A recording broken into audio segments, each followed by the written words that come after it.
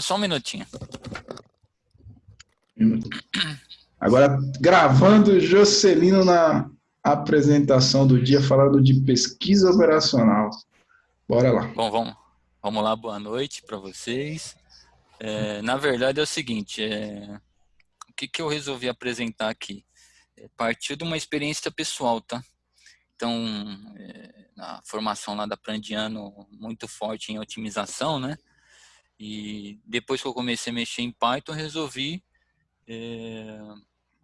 transcrever, né? Tudo aquilo que a gente já tinha conhecimento em matemática aplicada, né? Transcrever para uma aplicação em software. Até porque determinadas coisas se fazer na mão não dá, né? Fazer pesquisa operacional na mão até dá, né, Francisco? Mas aí você vai gastar muitas páginas e quando você terminar já foi o problema, né? E o legal também de pesquisa operacional é que por mais que não se enxergue, ela está no nosso dia a dia muito enraizada. Tá? Então vou dar alguns exemplos. Não sei vocês, mas eu tenho costume de assistir o Globo Rural. Todo domingo eu assisto o Globo Rural. É o único programa que eu sou fã. Tá? E lá, recorrentemente, quase todo domingo, aparece algum problema de, por exemplo, um bicho que está com uma doença, a casca do ovo que quebrou. Tudo problema de alimentação e problema de pesquisa operacional. Tá? E não é tão trivial, né? Assim, para se resolver. Então, é algo que tem muito problema e os tomadores de decisão não conseguem resolver. E ela não serve só para isso, ela serve, por exemplo, eu vou mostrar aqui para vocês, alocação de aeronave em rotas, alocação de investimento no mercado financeiro, por exemplo. Eu vou mostrar uma pequena aqui, mas em outra oportunidade dá até para mostrar uma mais sofisticada. Tá? E por aí vai, tá? Tem assim, esse problema da ração é o chamado problema da dieta, tá? Corte de chapa, né? E por aí vai. Tem uma série de coisas. Acho que dá para ficar até amanhã falando, dá não, Francisco? Com certeza. Número de aplicações. E aí, quando eu comecei a ver isso em Python, na verdade eu comecei. Eu busquei uma biblioteca e tem uma lá dentro do NumPy, tem uma, eu brinquei um pouquinho, não me adaptei bem, até que fiz uma pesquisa e localizei uma biblioteca chamada Pulp. E essa biblioteca eu achei fantástica, cara. Aí eu passei a fazer tudo nesse sentido, passei a fazer com essa biblioteca. O legal dela é que você consegue imprimir um modelo matemático como se você tivesse feito na mão. Então, por exemplo, você coloca lá a função objetiva, ela vai sair impressa a função objetiva e todas as restrições maior igual, menor igual, igual, ela sai exatamente como você faria um modelo num livro ou na mão mesmo para, como se diz, apresentar, seja num relatório ou qualquer modelo de apresentação. Então, isso fica também fácil depois para você revisar e ver se o modelo foi descrito corretamente, inclusive. Tá? Então, se você sabe modelar matematicamente e fez no software, pô, no software está correto a forma com que eu modelei, então você consegue ver exatamente como se tivesse feito na mão. Isso me atraiu bastante. Então aqui vocês podem ver que tem uma série de algoritmos, né? Acho que não vai dar tempo de passar por todos, mas eu vou passar por alguns que eu achei mais interessantes e também alguns códigos mais atuais, que tem código aqui que foi como da outra vez, né? Fiz há muito tempo, estava começando, depois voltei refatorando, mas ainda não está no meu agrado, né? Então vamos começar dos mais recentes e mais sofisticados, talvez. Vixe, Maria. Não, mas assim, não é tão sofisticado. Vocês vão ver o seguinte, por exemplo, vocês conseguem ver aqui esse modelo que é o de alocação de aeronaves, tá? Esse modelo eu retirei da literatura, tá? Eu retirei de um livro chamado Otimização Combinatória e Meteorísticas, tá? Ele está descrito lá nesse livro. E vou ser bem sincero, quando eu vi o modelo no livro, eu achei que em termos de código eu ia gastar muito mais linhas do que eu acabei conseguindo fazer. Então ele ficou muito mais simplificado, tá? Só um minuto.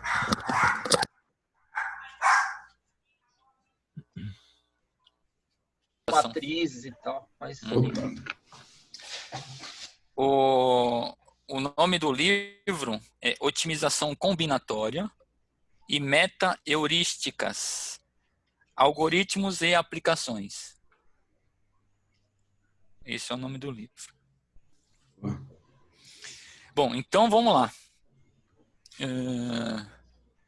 Eu passei a estudar o pacote Pulp. Hoje eu tenho até já uma certa assim, domínio sobre esse pacote.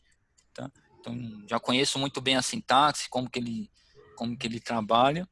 E eu diria que hoje a parte mais difícil é você entender o problema, né, que é aquela parte de conhecer o conceito mesmo, né, de entender o problema, pegar os dados e gerar um modelo, fora do algoritmo. Né. Depois, a forma com que você vai imputar os dados do problema, então se vocês olham aqui, eu começo imputando os dados do problema. Né, então, quantos tipos de aeronave tem, quais são as rotas, as capacidades. Né. Então, vocês veem aqui, por exemplo, o tipo de aeronave eu coloquei numa estrutura de dados no Python conhecida como lista. Tá? As rotas também. Mas eu poderia ter colocado um dicionário, como eu coloquei aqui nas capacidades de passageiro. Pouco importa. Tá? Depois, como você vai manipular esses dados, é só questão de sintaxe e de linguagem aqui do Python mesmo. Mas a inserção dos dados em si, você pode colocar no tipo de estrutura que bem quiser. Tá? Então, aqui primeiro se importa os pacotes. O mais importante são esses aqui, que é o pacote Pulp. Né? Então, ele tem uma série lá de classes e funções dentro dele que acaba importando para o problema em si. Nesse caso, é um problema de minimização. Então, importo essa classe. Depois a gente vai ver um problema de maximização, que é a única coisa que muda é importar a classe aqui específica. Né? Entra com as variáveis. Tá? Então, essas aqui eram as variáveis do problema, que é capacidade, disponibilidade, demanda na rota, total de viagens na rota e custo operacional de cada aeronave na rota. Então, isso aqui era os dados desse problema, que é um problema relativamente sofisticado na vida real mesmo. Para criar um modelo que é a função objetivo, isso aqui eu coloquei até como model. Se vocês entrarem na documentação do Pulp, você vai ver que é o padrão que ele usa lá. Tá? Mas na prática isso aqui minto, a função objetivo está aqui ainda, não foi criada. Aqui você começa a definir o que vai ser a função objetivo. Tá? Ou seja, é um problema de rota e minimização. Então você dá os parâmetros. Se fosse um problema de maximização, entraria aqui como a classe específica de maximização. Então você informa para ele o que é para ele fazer, minimizar ou maximizar. Tá? E aqui qual vai ser as variáveis de decisão. Tá? Então, na verdade aqui se você colocar numa matriz, né, é aeronave por rota, né? Então é isso que você tem que maximizar. Qual o valor mínimo que aqui é 0, não pode ser valor negativo, né? Não pode ter menos 3 aeronaves na rota, né? E isso aqui também é um parâmetro que tem que ser inteiro, né? Então também não pode, assim como não pode ser menos 3 aeronaves na rota, não pode ser 2,5 aeronaves na rota. Né? Então isso aqui você parametriza e aí você vem com a função objetivo. Né? A função objetivo no caso aqui, ele vai pegar como se diz, a variável de decisão pelo custo operacional, tá? Para cada chave da variável de decisão. Então, assim, você olha, por que isso aqui agora é notação de Python, tá? Então, para quem não não está familiarizado, eu vou tentar ser um pouco didático. Porque eu não fui didático da outra vez e mesmo assim falaram que eu fui, né? Então, Não, foi didático sim, pô. É o Foi meu caso. bacana. Conheço muito bem a parte do Python. então Francisco, só para você saber, a variável de decisão está aqui, tá? E a gente definiu ela aqui, então ela está aqui de novo. Esse x e esse y, o x representa essa parte aqui, que é o tipo de aeronave, e o y representa a rota. Tá? O custo operacional, você vê que ele está numa anotação diferente, mas ele também está como x e como y. Então, você vem aqui no custo operacional, cada x desse daqui representa uma linha e cada y representa uma coluna. Então, ele perfaz, o conjunto perfaz uma posição aqui. Tá? Então, por exemplo, o 1000 é a posição 0 com a posição 0, tá? Que é uma característica do Python. Então, ele vai percorrer tudo isso daqui e vai gerar a função objetivo. Daqui a pouco vocês vão ver como é que vai ficar. E aí, é o milagre do Python que o Caio falou. Offline, ele falou offline, não estava gravando. Verdade.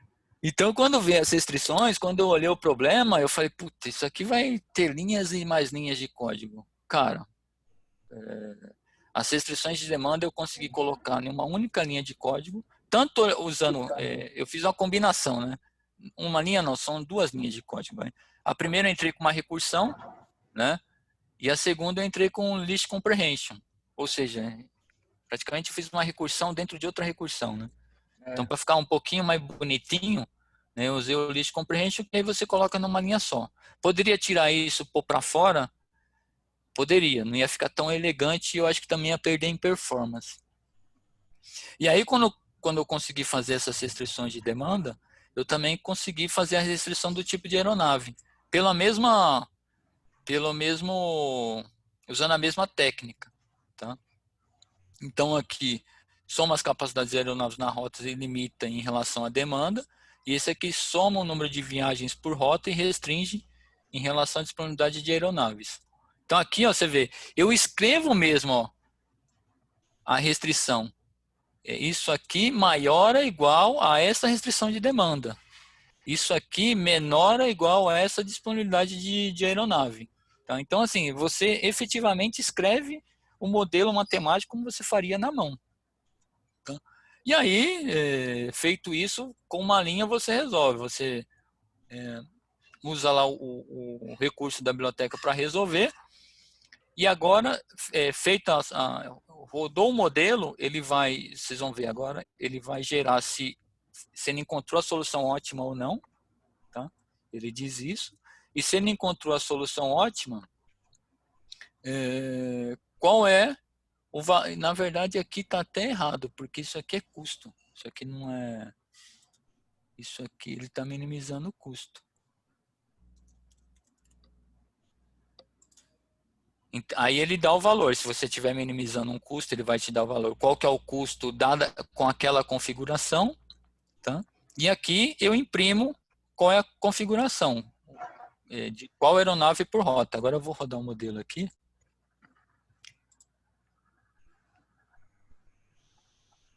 Já foi. Ó. Deixa eu só mostrar para vocês. Eu não sei se vai ficar tão... Vocês conseguem ver aí ou não? Sim, então, tá aparecendo bem. Ó, então, aqui o que está acontecendo? Aqui é a função objetiva. Ele está dizendo, ó, é um problema de roteamento, né, de rota, foi como eu chamei aqui, mas podia dar um nome que você quisesse.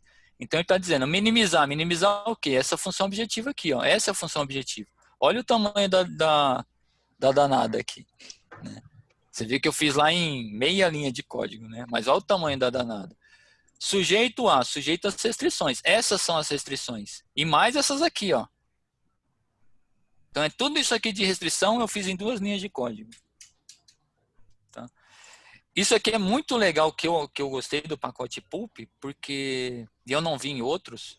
Você consegue efetivamente, se você modelou isso de alguma forma na mão, sem resolver, você consegue conferir se aquilo que foi modelado efetivamente está dentro do que foi codificado. Tá? Então é muito fácil de auditar. Isso que eu gostei bastante. Tá?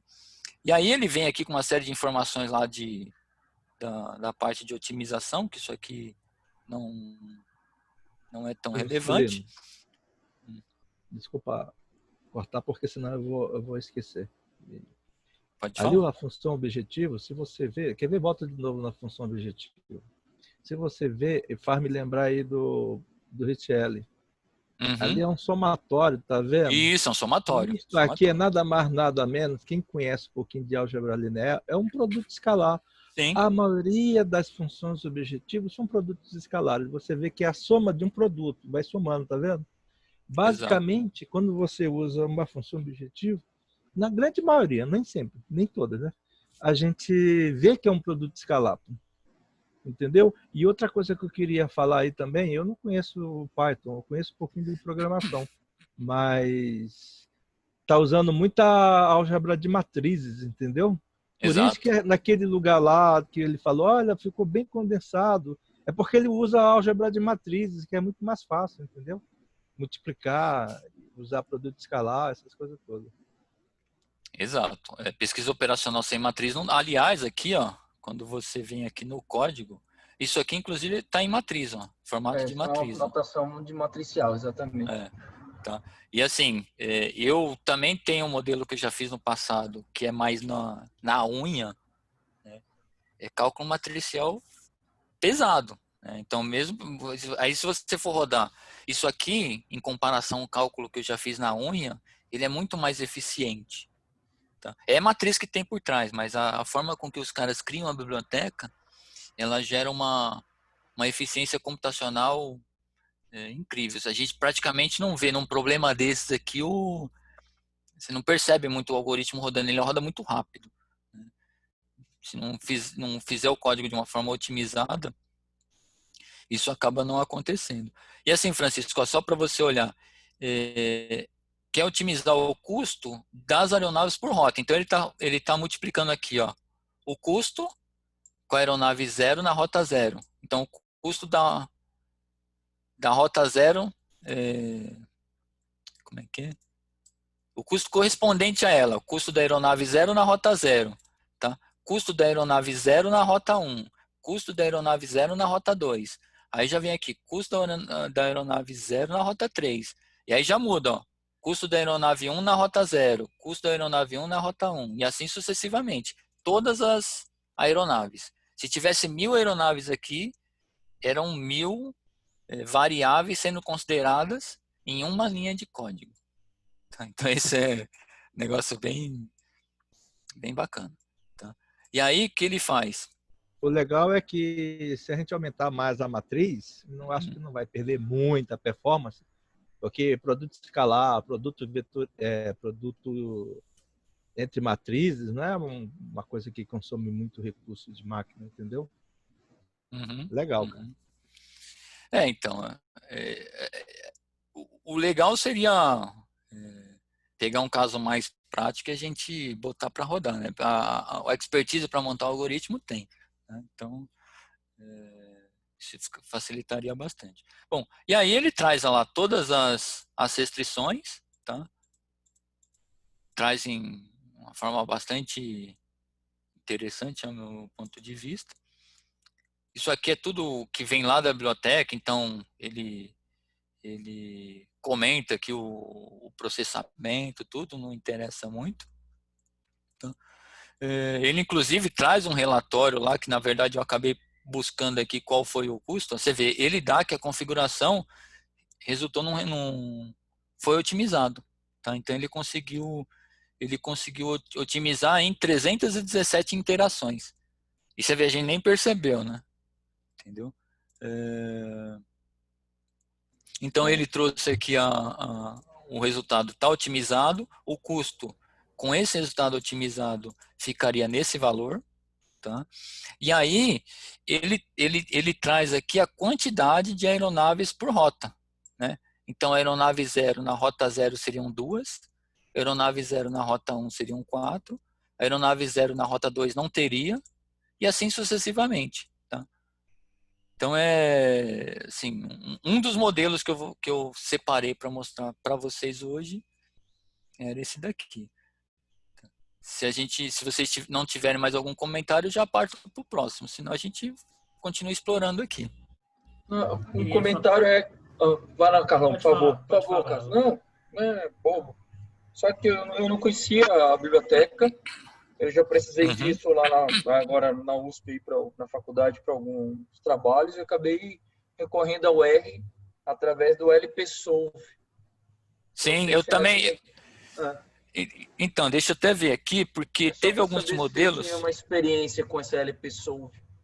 Então, tem alguns modelos que eu fiz aqui. Deixa eu só tirar o R daqui ainda, por enquanto. E eu nem sei se ela tem Python também, você que pesquisou mais o assunto. Eu não sei, eu acabei indo para o R mesmo, nessa LPsolve. Tá. Eu estou vendo até a anotação, o código em Python é mais elegante, você tem razão, até por conta dessas... Mas não resolveu também. Mas no Python o código fica mais legal. Então, eu comecei a brincar aqui no R. Na verdade, assim, brinquei muito pouco. Eu usei o LPsolve. Tá? Posso até... Deixa eu só colocar aqui. Tá vendo aí ou não? Não. Você tem que, acho que, compartilhar, parar, interromper. Você tá com duas telas? Tô com duas telas. Então faz assim. Compartilha o desktop. Não, vamos fazer o seguinte. Eu termino no Python. Termina aí, manda brasa. Só um comentário pra saber. E aí, no finalzinho, a gente mostra no R. Foi uma das que eu olhei no R. Mas, não, assim, eu nem pensei em mostrar o R. Na verdade, eu brinquei muito pouco, eu só fiz 2. A verdade é que eu resisti ao Python o máximo que eu pude, até que não teve jeito. Aí, nessa época, eu vou no R mesmo e resolvo aqui no R. Mas legal, interessante. Só saber sua experiência. Mas, assim, falando só um comentário, eu achei o R também bacaninha de fazer, tá? Teve algumas coisas no LPsolve que eu apanhei mais do que apanhei no Python para fazer. Eu não achei ele tão, como se diz, intuitivo como é esse pacote Pulp. O Pulp eu achei assim... No Python tem outros pacotes também que mexem com pesquisa operacional que eu também não consegui me adaptar, mas esse Pulp aqui eu achei muito intuitivo. Você achou mais legal. Putz, bacana. Bom, vamos lá. O Carlão tinha uma consideração aí. Eu só não vi no seu código aqui a função, o comando que deu essas saídas que você mostrou aí. Você não viu? Não, porque o que acontece? Deixa eu pegar aqui de novo. Na verdade, eu vim aqui com o botão direito e cliquei aqui em Run. Mas eu também poderia ter vindo aqui, ó. Tá vendo aqui, ó? Sim. Ele já tá no arquivo, é só apertar esse botão aqui, que é familiaridade com o PyCharm. Então me desculpa aí, porque tô tão habituado a mexer com... Não, cara, eu tô usando o Jupyter aqui, o Jupyter Lab. Tá. Até te convido, Carlos, depois entra, porque isso aqui tá aberto lá no meu GitHub, tá? Isso aqui não tá em repositório privado, não, tá em repositório aberto. Entra lá no meu GitHub, é só entrar github.com/Jocelino. Tá bom. Só tem. Aí localiza lá, e aí você pode, inclusive, pegar e rodar no Jupyter, porque o Jupyter é legal que você pode ir rodando linha a linha, né? Debugando, né? É isso que eu gosto no Jupyter, né? Que você vai rodando e vai vendo o que está acontecendo. É isso. Mas valeu.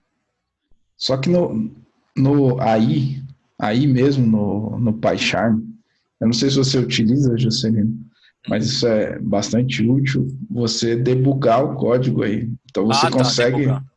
Você costuma utilizar o debug dele?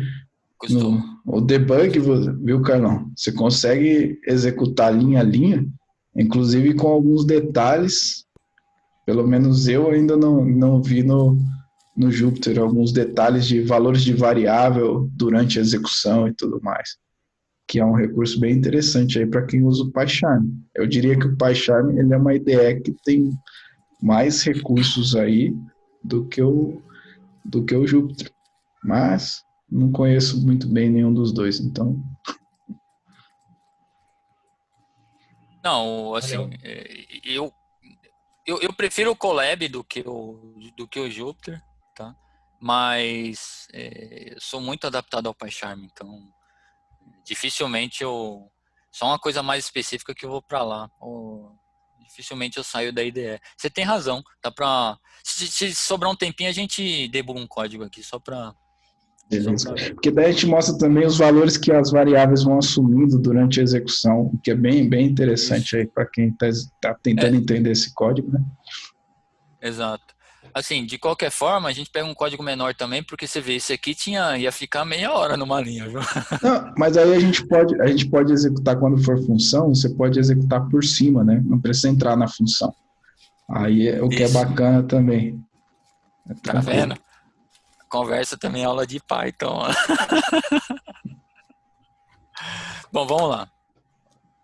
Esse aqui é um outro problema, que é um problema de corte de chapas e chapas planas, né? E na verdade tem até dois aqui que é até legal, que eu fiz dois, esse aqui tinha feito antes, esse aqui depois, tá?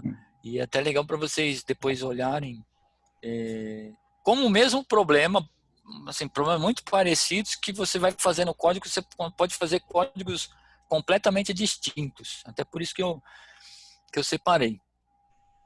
Esse aqui foi retirado também do mesmo livro, tá? Aqui eu cheguei a começar a documentar otimização combinatória e meteorística. Esse aqui está na páginas 20 a 22. Então você vê que tem 20, 21 e 22, quase 3 páginas de problema lá, e olha só o que resultou aqui, né? Pouquíssimas linhas. E aqui a mesma coisa, tá? Então ele dá lá as possibilidades de corte, né? Então, dá lá o que vai sobrar, né? Quais são a sucata, né? Scrap lá que vai sobrar em cada como se diz, em cada configuração lá de corte, né? Os padrões de corte ele traz lá também. E aí eu coloquei numa matriz de novo. Todas essas estruturas pode colocar do jeito que quiser. Pode colocar isso aqui como dicionário, isso aqui como lista, pouco importa. Tá? E aqui ele dava quais eram os pedidos que tinham para cada possibilidade. E aí seguiu a mesma, como se diz, dinâmica, né? Então você informa para a biblioteca qual tipo de problema, né?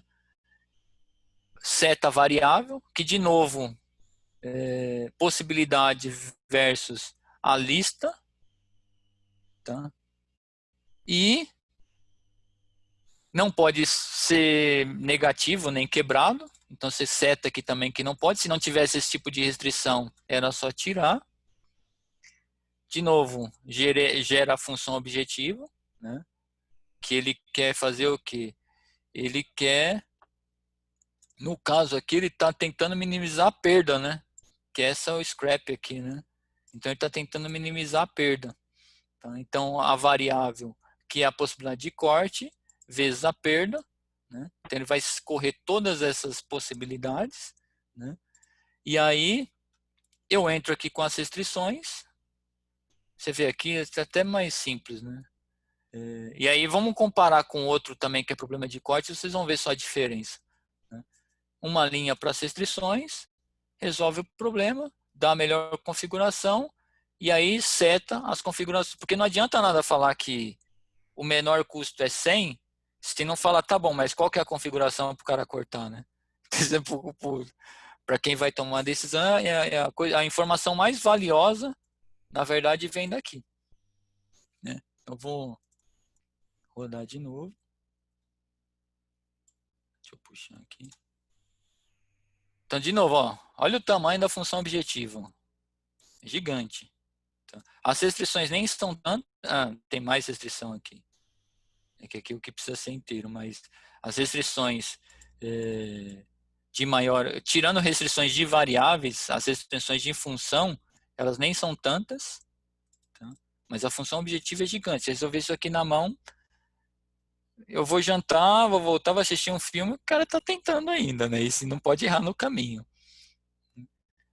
E aí de novo, ele encontrou uma configuração ótima e ele traz lá as configurações de como cortar a chapa para atender as ordens, certo? E atender todas as restrições. Agora, o que eu vou fazer aqui? Vou pegar um outro problema de corte. Esse aqui eu tirei de um outro livro. Deixa eu fechar isso. Ô, Juscelino, só perguntar um negócio falar. ali. É que você falou, ele encontrou uma solução ótima. Nesse caso, ele poderia encontrar mais de uma solução e você apresentar mais de uma solução ali? Geralmente não, né? Porque o que acontece? No algoritmo quando você pega pensando de resolver isso na mão, tá? E talvez o Francisco tá aí ainda? Talvez ele até Sim, me eu ajude. ia falar isso, viu? Desculpa aí. Esse a gente então. só tem um tipo de solução? Não, então, depende. quando você vai fazer na mão, a gente fala na solução gráfica, por exemplo, você tem lá os pontos que são candidatos, né? Então você começa por aí, você tem aqueles pontos que são candidatos à solução ótima, tá? Ele vai rodar, geralmente como funcionam esses algoritmos? Isso também serve para Excel, serve para o R, serve para o Python. Geralmente o que ele faz? Ele vai rodando uma série de combinações. Vamos ver quanto ele rodou aqui. O outro deu 317, né? É que eu falo, é a ótima ou é a melhor possível que ele encontrou? Então, ele encontrou nesse caso aqui, ele encontrou a ótima. Beleza. Então, mas geralmente é meteorística, né? Então, geralmente é o seguinte, ele tem a técnica de ir primeiro pelos pontos candidatos, tá? Então, ele vai naquele ponto candidato, ele vai buscando outros. Se ele não encontrar, ele elege aquela, tá? Quando a gente faz isso, resolvendo isso graficamente, o processo é muito parecido. Na verdade, você busca primeiro os pontos candidatos, desses pontos candidatos você acaba selecionando, como se diz, qual é o ponto ótimo. E como isso aqui como se diz, isso aqui é linear, então ele encontrou o ótimo mesmo. Se fosse algo não linear, como aí entra as meteorísticas lá de colônia de formiga, simulating e tal, aí você não tinha como garantir. Nesse caso aqui você garante. Ô, Juscelino, é verdade, viu? Essa que eu ia falar, o LP que está escrito aí é de programação linear. Isso aí é bastante conhecido na área da matemática, na parte da álgebra linear. Por isso que é muito rápido de resolver. A parte não linear é um outro caso, entendeu? Agora, sobre a solução ótima, depende muito do valor inicial do pontapé inicial que você dá nessas heurísticas. Toda heurística tem que ter um valor inicial, entendeu? Não é tão simples assim a gente saber se... porque você, numa curva assim, digamos assim, x e y, por exemplo, senos e cossenos, você pode ter várias soluções ótimas, entendeu? Mínimos e máximos. Então, na parte da programação linear, dependendo do valor inicial que você der, ele vai pegar a primeira solução, pô. Mas não quer dizer que não tenha outras soluções ótimas. Pode sim. O que é importante... aí você vai ter que colocar outras variáveis iniciais.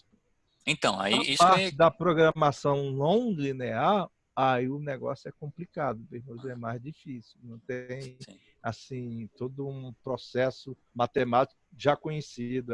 Realmente na força bruta e na tua expertise e no teu conhecimento de álgebra linear. Então, só para complementar e falando disso que ele falou. Cara, se isso aqui tiver errado, já fudeu. Tá? Ou se tiverem outras variáveis importantes que não foram consideradas, por isso que a modelagem... O maior problema aqui não é o cálculo matemático, nem o algoritmo em si. O maior problema é isso aqui, ó. Sim, eu pergunto mais por conta do modelo que você está usando, para eu entender o tipo de resposta, entende? Se ele te dá uma resposta do tipo as possíveis, ou se ele dá só uma resposta possível, o modelo mesmo que você está usando em Python, qual o formato de saída que você tem, entendeu? Mais apenas uma saída, apenas uma. E você pode rodar ele aqui 10.000 vezes, ele vai dar o mesmo resultado.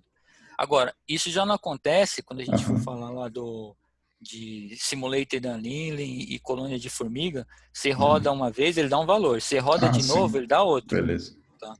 Porque aí já é outro tipo de problema não linear. E de qualquer forma é o seguinte, você pode tentar competir com o algoritmo que não vai conseguir. Sabe por quê? Posso? Desculpa. Pode, lógico. Eu gosto muito disso aí, então eu às vezes atrapalho um pouquinho, mas me desculpa, tá? Porque na colônia de formiga e no anil, a gente usa o Monte Carlo, que são as funções aleatórias. Então não pode dar a mesma resposta, entendeu? Que não é o caso aqui, que é matrizes, é álgebra matricial, álgebra linear. Se você resolver isso aqui, é um modelo determinístico, vai sempre dar o mesmo resultado. Agora, nas heurísticas que usa função aleatória, vai dar sempre um valor diferente. Vai depender sempre da função aleatória. É o caso do anil, né? Se você vê o anil tem a parte da função aleatória que faz a comparação com o PN. Então, realmente vai ter que dar resultados diferentes. Mas isso não quer dizer que também não tenha outros valores ótimos. Entendeu? Isso é uma grande dificuldade para a gente. Pô. Por isso que a gente precisa de profissionais da área para nos dar apoio no modelo que a gente está implementando. Exato, exato. E o que fazem às vezes você tem muito isso em deep learning, então quando você trabalha lá com aleatório, você coloca a semente, né, que eles falam, né? Trava na semente. Jocelyn, eu já ia comentar isso. O assunto que eu estou estudando, implementando e vou apresentar aqui brevemente é rede neural com backpropagation. E eu estou vendo muitos termos que vocês estão usando aí que é muito semelhante. Inicialização aleatória, que é o que a gente inicializa pesos e bias. As iterações que você falou, que são as epochs, também é a mesma coisa. Aí, no caso, é linear ou não linear. Lá para a gente, eu posso ter as funções de ativação, seja linear ou não. A gente pode usar algumas outras funções de ativação. Então, tem uma similaridade muito grande. Então, a solução ótima, como o Glauber falou, qual é a solução ótima? Você pode ter mais de uma, principalmente quando você tem solução não linear. Então, ou seja, o algoritmo, seja de programação linear, que é o LP aí, seja da rede neural, os princípios são os mesmos, né? Com certa aleatoriedade, interações. É a programação, como diria o Richard, cavalo, né? Vai na força bruta. Mas é bem interessante. Exato. Vai ser legal quando a gente estiver falando de rede neural para fazer um paralelo, a sua ótica sobre isso, que eu estou fazendo algumas aqui. Exato. Agora, tem uma coisa importante que é o seguinte, isso o Ricieri, por exemplo, falava, e é importante para o tomador de decisão. Então, por exemplo, você rodou uma pesquisa operacional para determinar a composição de uma ração para o bicho. Cara, não vai fazer diferente. Vai dar problema. Tá? É só assistir o Globo Rural que você vai ver que vai dar problema. Tá? Agora, você rodou o problema de pesquisa operacional para algo que tem mais sujeito à incerteza. Então, por exemplo, eu quero definir o nível de estoques de materiais. Tá? Isso é um grande problema dentro das empresas. Tá? Então, o estoque ótimo. Não necessariamente você precisa ir bem ali. Você pode ir na fronteira, como diria o próprio Ricieri. Então, o que eu faria? Tá? Imagina que você tem lá um orçamento de 100 mil. Tá? Você tem 500 materiais para colocar em estoque. Tá? E aí você usa lá uma pesquisa operacional para definir a quantidade de cada um para não faltar o produto. Tá? Ele vai gerar, sei lá, um número para uma quantidade exata para cada produto. Numa decisão dessa, em vez de usar os 100 mil reais, eu usaria 90 mil. Eu ficaria com 10 mil de caixa. Para quê? Porque como você está num cenário incerto, volátil, complexo e ambíguo, né, uma situação que você pegou que era ótimo hoje, ela pode já não ser ótima amanhã. Então, imagina que você tem um produto que tinha um consumo médio de X com desvio padrão de Y. De repente, o negócio ficou doido. Tanto aumentou o consumo, quanto aumentou o desvio padrão. Ele entrou numa série temporal maluca. Você tem lá os 10 mil em caixa para poder, como se diz, fazer uma nova compra e não incorrer em falta. Tá? E, de novo, aí você pode rodar de novo o modelo. O cenário mudou, você roda de novo o modelo. e vai tomando as decisões. Então, o que eu penso aqui é isso, depende do que você vai fazer. Se você fugir do modelo, você efetivamente vai estar fazendo caca. Tá? Você vai matar o bicho.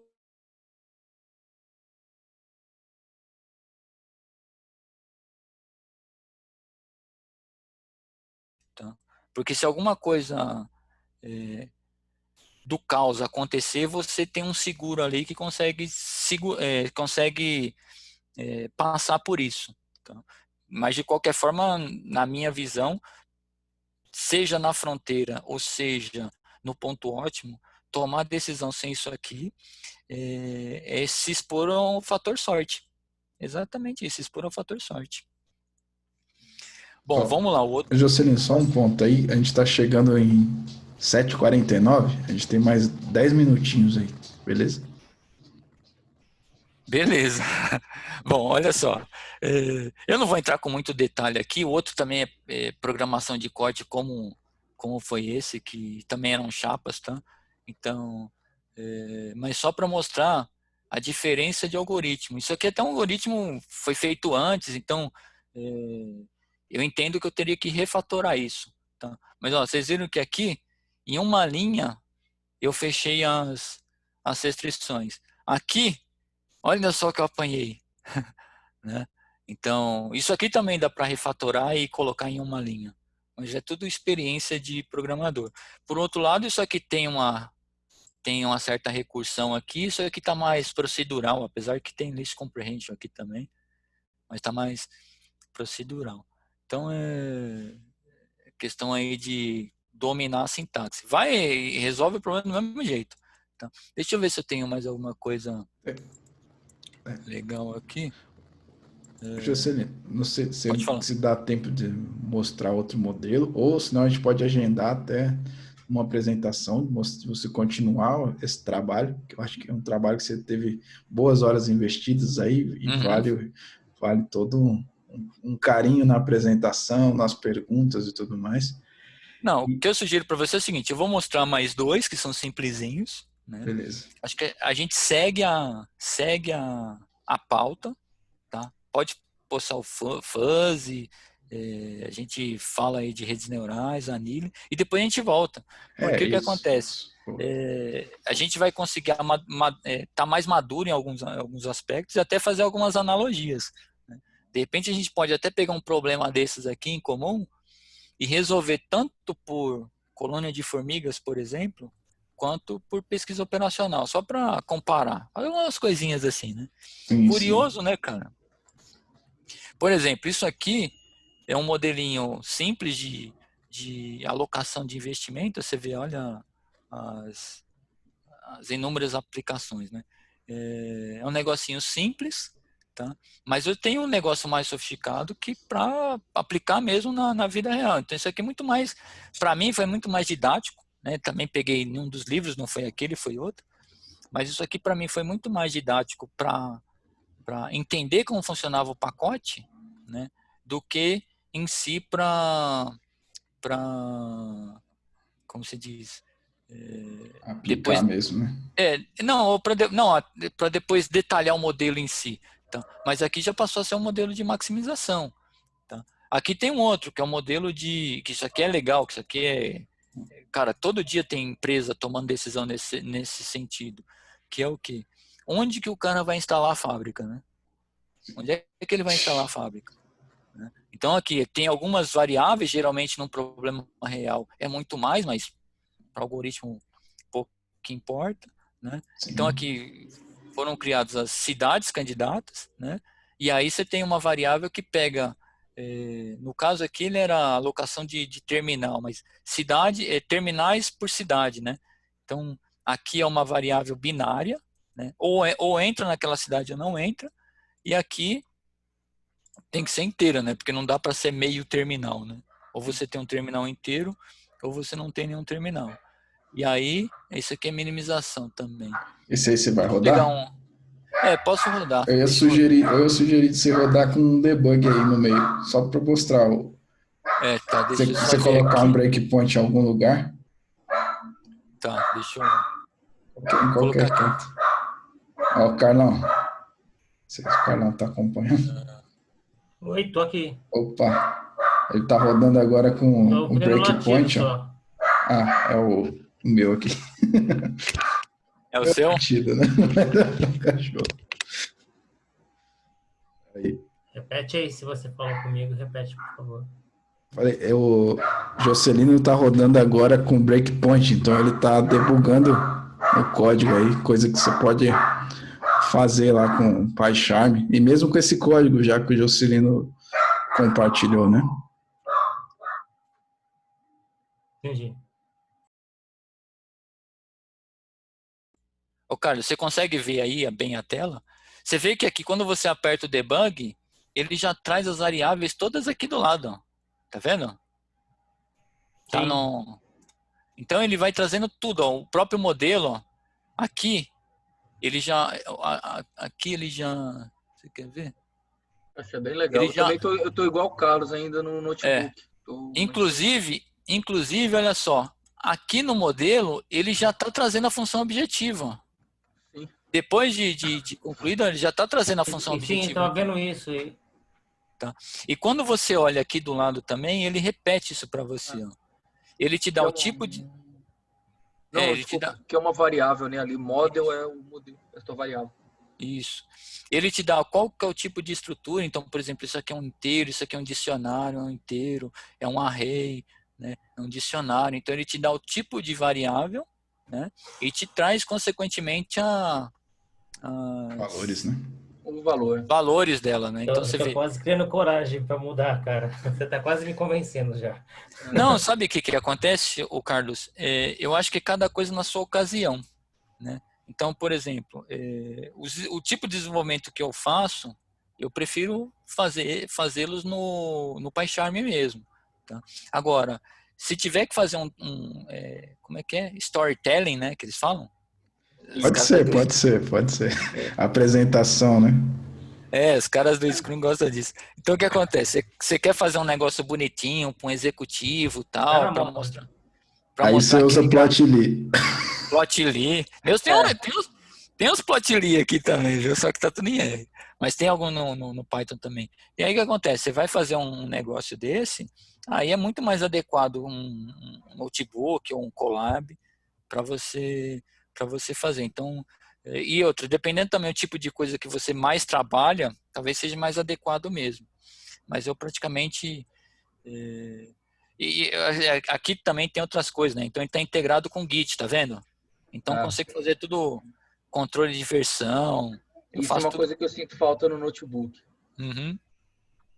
Eu faço tudo. manualmente, de tempos em tempos, copio os arquivos pro meu Git. Pego lá, Uhum. Ctrl+C, Ctrl+V dentro do Git.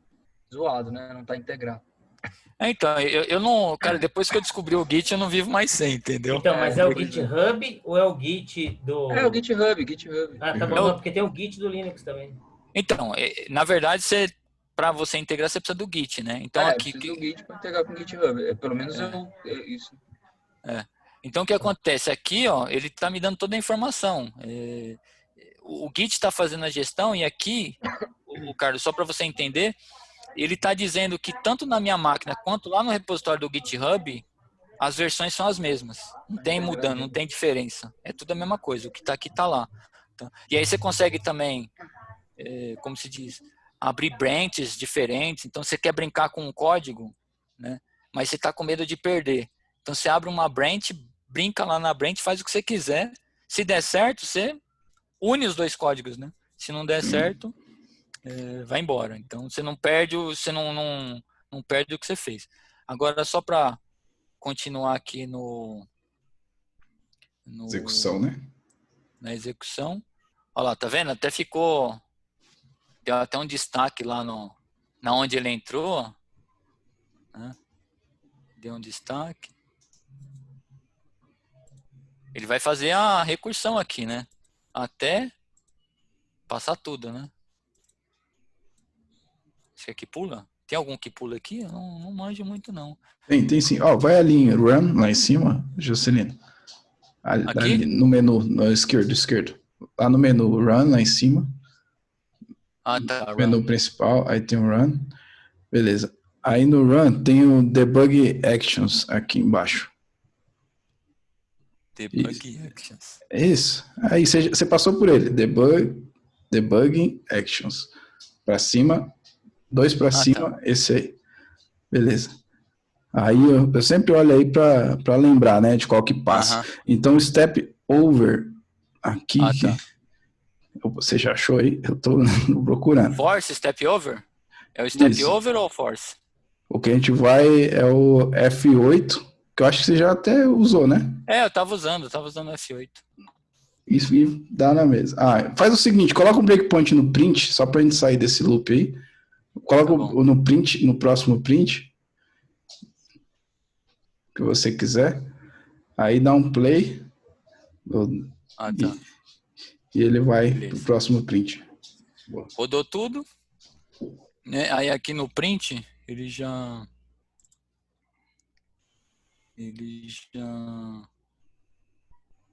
Aqui ele só tá dando status. Status 1 é quando ele acha a solução ótima, senão me falha a memória. Legal. Talvez ele tenha outros status, então, tanto quando não acha, quando acha mais de uma, por exemplo. Talvez. Então, pelo que eu lembro da documentação, é só 0 ou 1.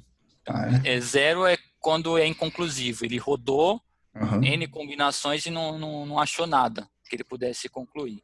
Então, é o status 0. E 1 é o status ótimo. É o que eu lembro da documentação. Pode ser diferente, mas eu não acredito muito não, porque isso aqui eu debrucei sobre a documentação e tem uma certa segurança em falar sobre isso. E assim, tem outros N modelos, tá? Tem transporte, tem menor caminho, tem problema da mochila, carga fixa, mas isso aí depois a gente fala numa outra oportunidade, né? O mais importante é que vocês tenham gostado e que eu tenha sido didático. Esse da mochila é famoso, hein? É famoso. Cara, dá pra abstrair várias coisas em cima dele. Várias coisas. Por exemplo, não deixa uns para os mortais tentarem fazer também. Por exemplo, você organizar livros dentro de uma biblioteca. Então, isso é uma das coisas que eu vejo. Não peguei para fazer, mas eu vejo. Isso aí. Isso aí. Só agora tem um último passo aqui que tem que orientar o pessoal. No lado embaixo da tela, nas opções que a gente tem um íconezinho que chama Reactions. Não tem aqui para mim. Reactions, não tem? Lá embaixo? Aí nesse Reactions tem uma palminha que é muito bacana. Essa é a nossa palma virtual, né? Porque tenho certeza, Jocelyn, se você tivesse uma apresentação presencial, nesse momento você ouviria as palmas aqui, que foi uma apresentação muito bacana. Isso, pelo menos eu gostei, né? Eu falar por mim, pelo menos. Não foi bom mesmo. Não, mas... Eu não achei as palmas aqui, mas você sabe que elas... não achei as palmas. Eu usaria. Não, de qualquer forma é o seguinte... Show de bola, Juscelino. Aqui cortou bastante, tá muito ruim aqui, mas assim, só da gente, do que deu para acompanhar, a qualidade é muito alta, assim, muito trabalho que você colocou aí, parabéns. Não, agradeço, Hermes, agradeço a todos. É muito boa, assim, não sei, você repete isso toda hora, é muito boa a sua forma de explicar. Juscelino, realmente aí o trabalho aí é de primeira, aí de programação aí, otimização. É uma área que eu gosto também bastante, viu? E eu acho que a gente poderia, inclusive, falar um pouco mais aí sobre programação. Tem a parte de programação não linear, né? Isso. Eu acho que a gente poderia avançar um pouquinho mais também. Minha sugestão, entendeu? Mas eu gosto muito dessa área também.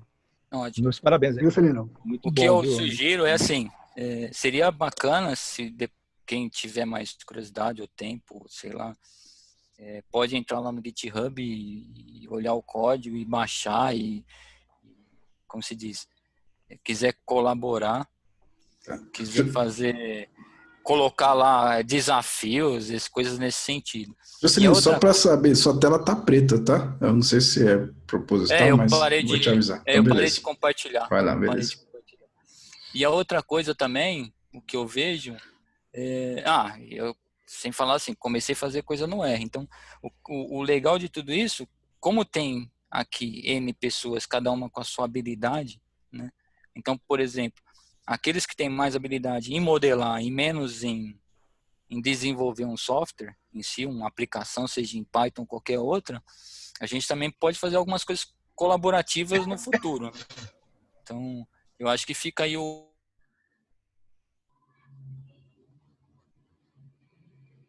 Aí cada um entenda como achar melhor. Então... Isso é verdade. É o meu caso, viu, Juscelino? Eu sou o cara mais do porquê e o quê. A parte de programação já não é muito minha praia, entendeu? Uhum. Então, essa parte do Python, embora eu conheça um pouco de programação, um programa no Postgres, no MATLAB, eu conheço um pouco, mas, rapaz, eu sou da velha guarda. JIT, não sei o que mais. É só nome em inglês ainda, sabe?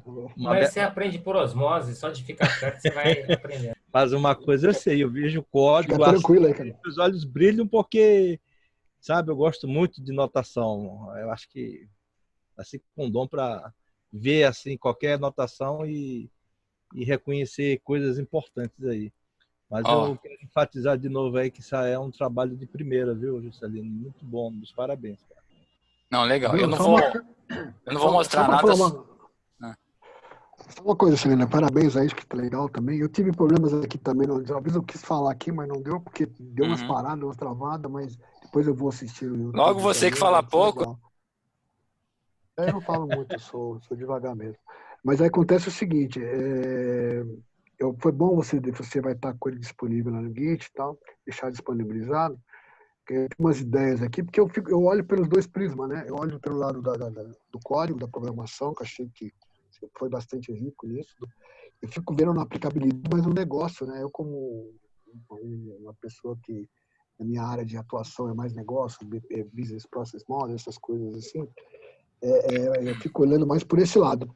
E eu quero dar uma olhada, porque eu tenho umas ideias. Por enquanto eu vou ficar quieto, porque eu quero dar uma olhada no código que eu vi aí agora que você fez. E talvez aí eu vou fazer umas sugestões aí, mas tá bom? Mas foi muito bom, cara, muito bom mesmo. Trabalho, como diz, foi de alto nível aí. Parabéns. Vocês estão vendo a tela aí ou não? Sim. Eu não vou abrir nada aqui, tá? Não vou abrir nada aqui que é para no dia, senão pode. Mas assim, ó, eu fiz algumas coisas em algoritmo genético, tá? E aí você até falando, Rosélio, falando em negócio.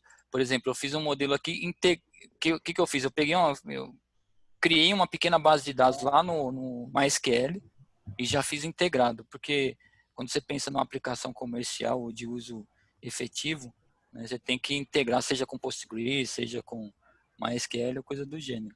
E aí você tem algumas coisas aqui como Simulator Annealing, você tem colônia de formigas, tem o genético aqui.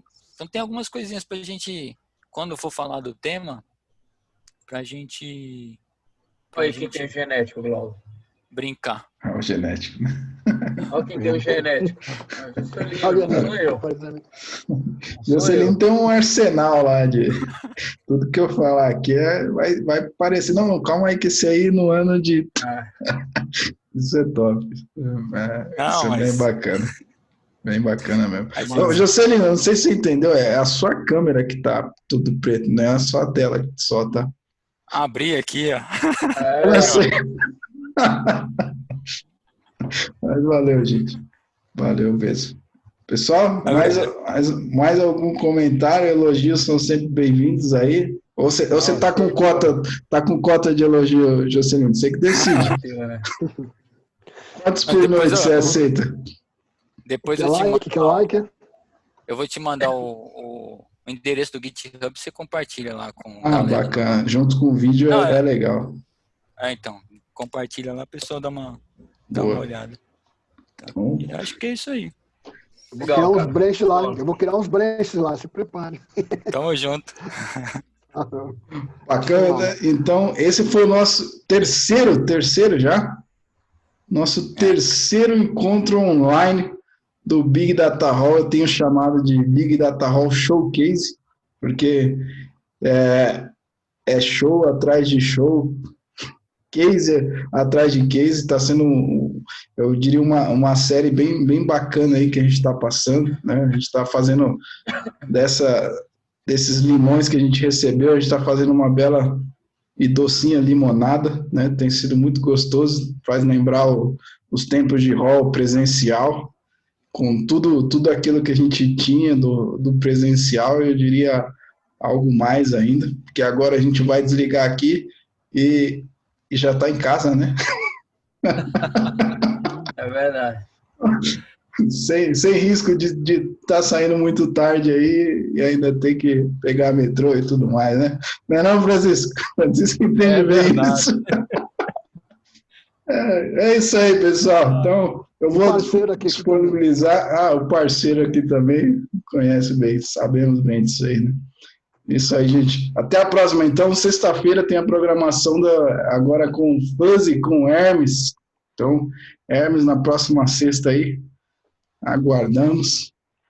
E que vai ser bem bacana também. A gente está com uma expectativa boa aí, mas fica tranquilo aí. Não entenda a expectativa como pressão. Imagina. A cara do Caio. A cara do Caio. Tô ligado nessa história aí, viu, Hermes? Os caras ficam falando aqui, porra, Glaucio, você foi preso. Mas eu está inflacionando o negócio aí, mas tá bom.